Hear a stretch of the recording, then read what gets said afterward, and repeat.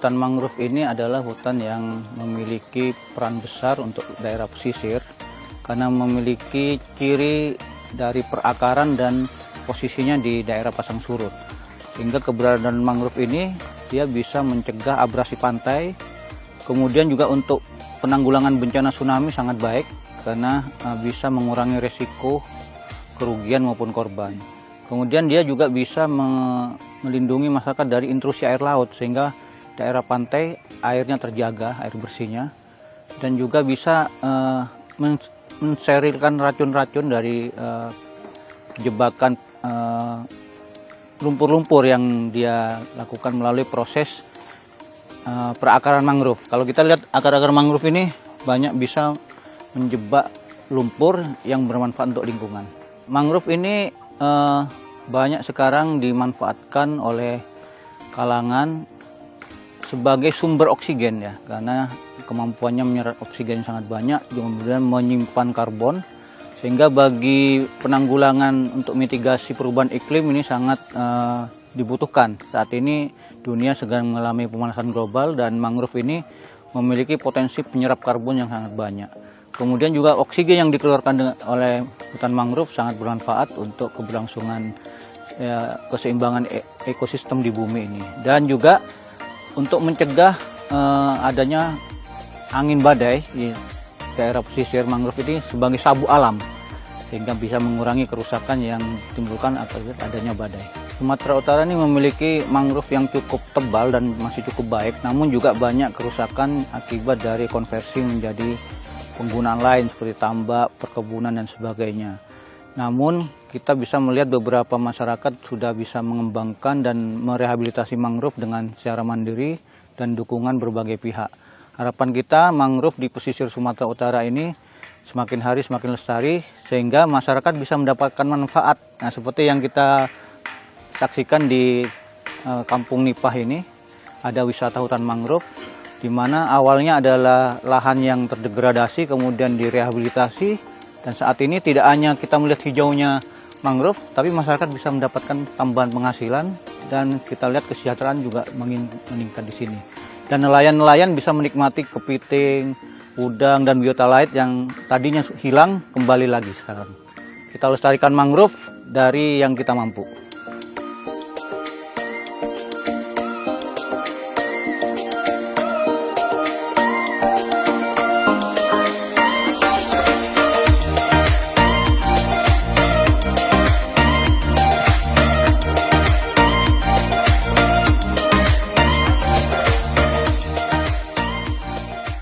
Yang pertama, kita menyadari bahwa nelayan ataupun komunitas nelayan ini sangat erat kaitannya dengan mangrove. Jadi ada satu kondisi di mana dulu tahun 80-an terjadi abrasi pantai,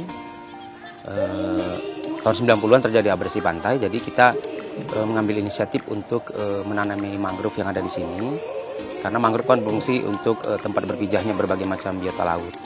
Jadi kami mengambil inisiatif untuk melakukan pelestarian mangrove secara swadaya. Jadi itulah salah satu dasar kami, kenapa kami kemudian menanam mangrove sampai dengan hari ini. Kami mulai mengelola tempat ini menjadi tempat wisata sejak tahun 2011 dan selama proses berjalannya kegiatan ini memang kita mendiskusikan bentuk wisata seperti apa yang akan kita tampilkan. Jadi pilihan kami adalah ini menjadi tempat wisata berbasis edukasi. Kemudian di tahun 2011 ketika kita memulai tempat ini menjadi tempat wisata, kita mulainya dari apa yang kita punya. Jadi proses pembangunan itu kita kerjakan secara gotong royong, termasuk dengan pembuatan berbagai macam fasilitas. Itu kita berswadaya. Jadi waktu itu memang belum ada dukungan dari pihak manapun. Nah, di akhir tahun di awal tahun 2013 kita mulai mengutip restribusi ataupun tiket masuk ke lokasi ini. Tentunya dengan adanya kutipan itu kita jadikan modal juga untuk bagaimana bisa membangun berbagai macam fasilitas yang ada sampai dengan hari ini. Kami kan menanam mangrove itu sejak tahun 90-an sebenarnya, di mana ketika terjadi proses abrasi pantai di tempat ini, kemudian kami menanam mangrove,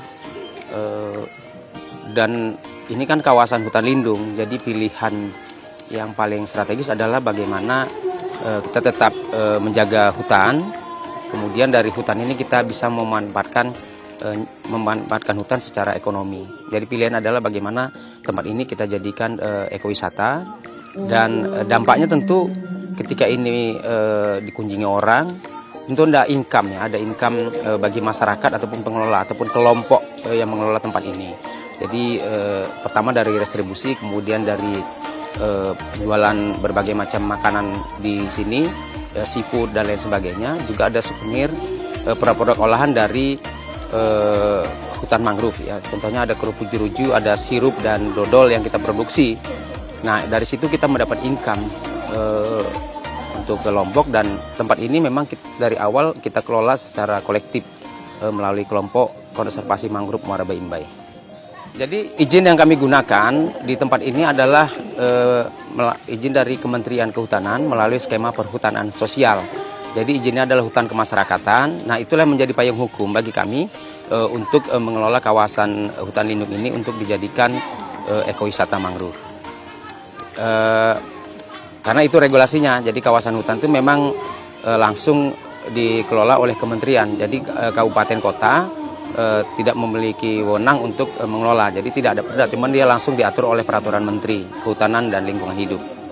Terkait dengan bantuan, memang sejak kami mendapatkan izin di tahun 2020 yang lalu, kita mendapat perhatian karena ini izin dari Menteri, tentunya langsung dari Kementerian Kehutanan. Ada alat ekonomi produktif yang kita dapat berupa motor ATV, kemudian di luar itu kita juga mendapatkan bantuan dari CSR ya, ada dari PTPN 4, ada juga dari Bank Indonesia dan Bank Sumut. Jadi itu bentuk support yang selama hari ini kami terima. Sisanya bangunan ini kami kelola mengandalkan hasil dari restribusi ataupun tiket masuk yang kami kenakan kepada setiap pengunjung yang datang ke tempat kita ini.